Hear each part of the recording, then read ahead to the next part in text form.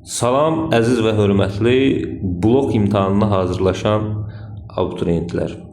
Deməli, 2018-ci ildə ikinci qrupda blokda düşən belə bir sual sizə təqdim edirəm. Faiz məsələsidir. Məsələdə nə deyir? Malın qiymətini əvvəlcə 10%, sonra isə 5 dəfə azaltdılar.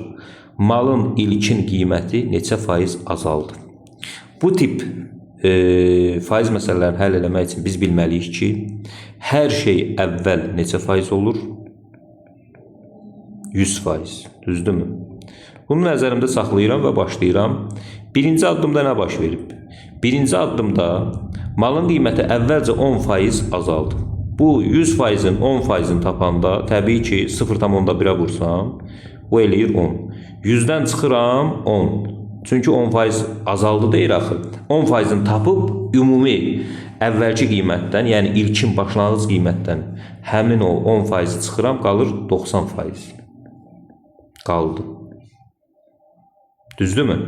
İkinci addımda isə bu yeni qiymət, yəni 90% 5 dəfə azaltdılar. 90%-i də 5 dəfə azaldanda nə etmək lazımdır? Təbii ki 90-ı bölmək lazımdır 5-ə. 90-ı 5-ə böləndə nə düşür? 18%. Yəni malın qiyməti 100% ilə başladı. Nəticə etibarilə 2 dəfə dəyişiklikdən sonra neçə faizə düşdü? 18%. Neçə faiz azalma baş verdi? Təbii ki 100%-dən 18%-i çıxsam, görərəm ki 82% azalma baş verib. Bu da olur nə variantı? C variantı.